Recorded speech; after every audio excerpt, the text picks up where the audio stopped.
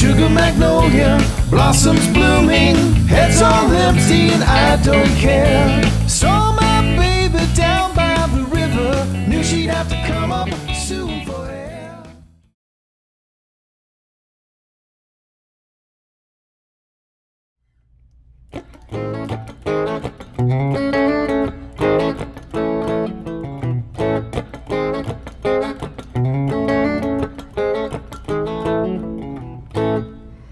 So for Sugar Magnolia, we've got a great rhythm guitar part to learn. Before I get into the part, just a little bit about the sound. Jerry's using a pretty bright sound on his guitar. I have a feeling he's probably in the lead position, although I've chosen to be in the center position on my guitar. This guitar, by the way, is a Duesenberg Star Player GTV, semi-hollow. The other thing you're going to hear about the sound, on the original recording, Jerry was using a Leslie rotary speaker to give it that chorus-like effect, and I'm using a plug-in to give it a similar sound. So let's start with the introduction. Now the whole thing about this particular song is Jerry developed a really great rhythm guitar part that goes throughout the entire song, and he sets it up right away from the intro. Essentially, the rhythm part consists of 2-bar phrases. Let me play the first couple for you. 1, 2, 3, 4.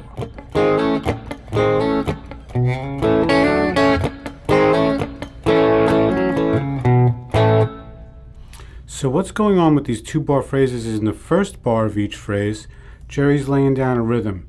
It's a basic strumming pattern, a fair amount of muting, like that, and he tends to add some slurring to give it a kind of a groove, right? So for example, the first measure.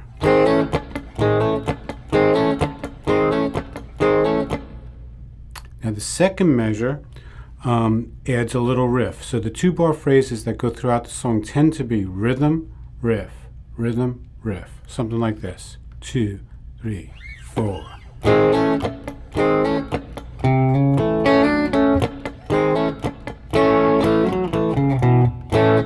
The other thing about that phrase is that's a classic call and response. The first 2 bars being the call, the second 2 bars are the response. Listen to what I mean. 2, 3, 4.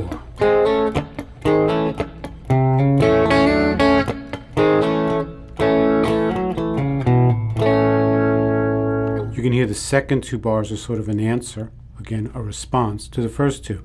So this whole rhythm groove is essentially a 1-finger A chord, and Jerry chooses to slur into it or slide into it.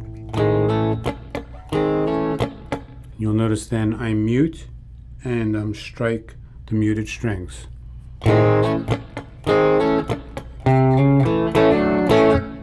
So in the second bar, we have that lick sliding into C sharp from C. That's all of the A chord. And hammering onto a partial D, back to A.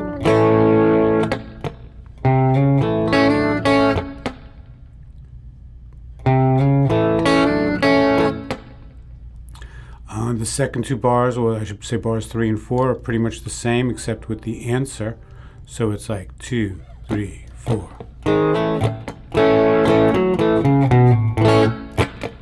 Okay, another important thing I want to mention, a lot of those riffs like this one, to get the right kind of groove, I suggest all downstrokes, even though your first tendency might be down up. If I played that down and up, it would have been. But by playing it all down, it's got a very, very steady rhythm, a very steady, even sound, and even more important, I actually strike more than one string.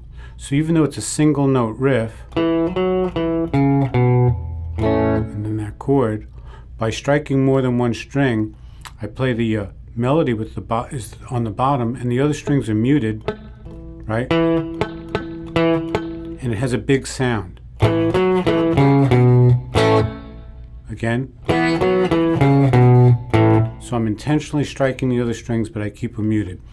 Let's play the entire introduction together, slowly. I'll count it off. make sure you have your tablature in front of you. If you don't already have the tab, get it from TotalSheetMusic.com.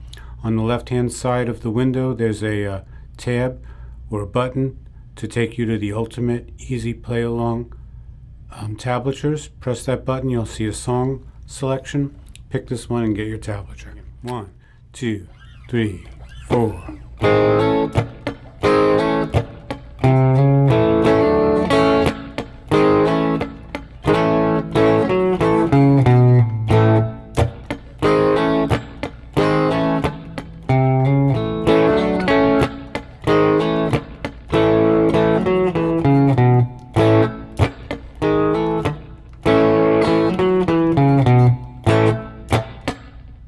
And that's the intro.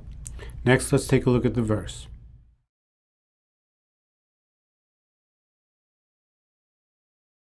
I'm going to play through the entire verse figure, and then we'll talk about it. 1, 2, 3, 4.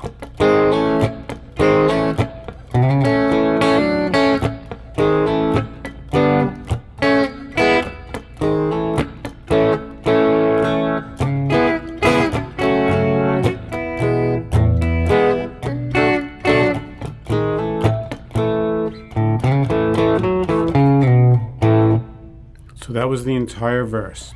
So you can see it started out exactly like the intro. Here's bars 11 and 12 of the verse. 2, 3, 4.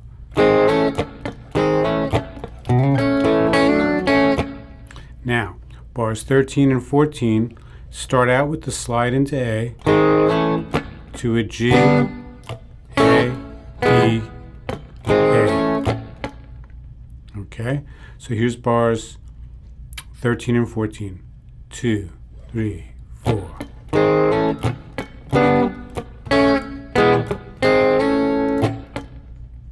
If we string those first 4 bars of the verse together, we get 2, 3, 4.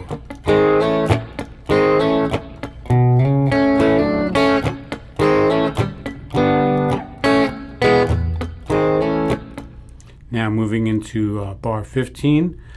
Again, it starts on the A, but then it's going to go to C sharp minor, F sharp minor, E, to a D, A,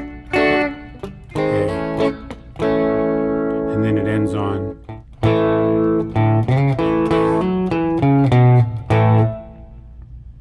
Okay, so let's take it from bar 15. This is the A chord moving into the C sharp to F sharp minor.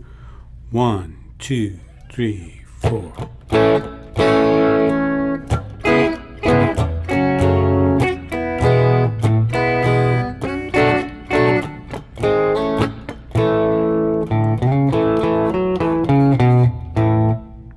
That last lick, those last 2 bars of the verse go like this. 2, 3, 4.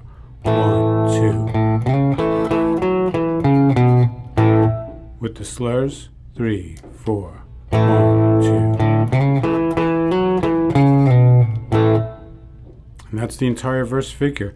That's played pretty much exactly the same in every verse, and I believe there are 4 verses to the song. Let's play the whole verse together. 2, 3, 4.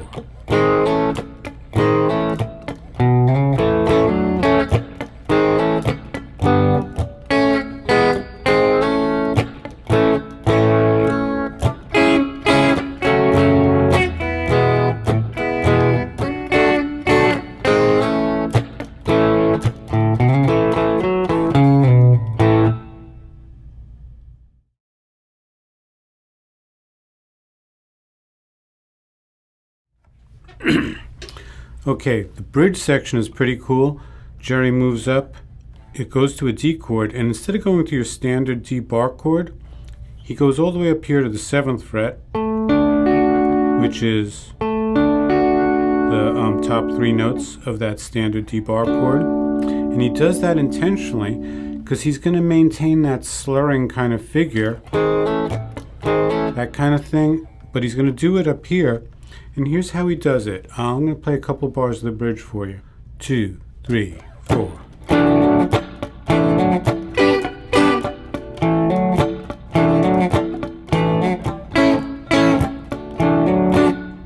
Okay, So to get that slurring kind of movement going, instead of sliding into the whole chord, Jerry's barring the chord and slurring into the third of the D chord, the third being this F sharp. Then he goes to this G, back to D, to A. So let's do the first 4 bars of the bridge. This is bars 31 through 34. 1, 2, 3, 4.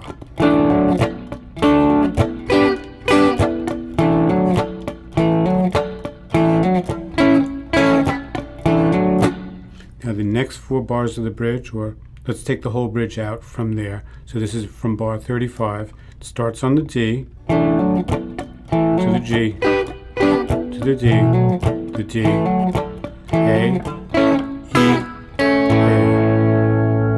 And you'll notice I went all the way down to this low A because Jerry finishes with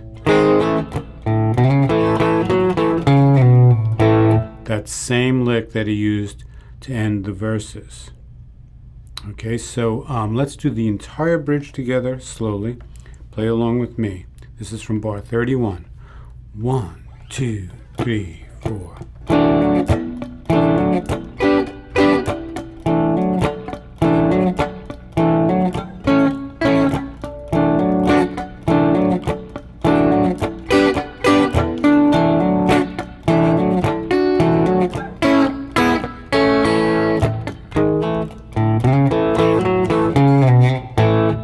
Okay, and notice on that final lick, I'm using all downstrokes and I'm striking muted strings above the bass line that I'm playing to give it a larger sound.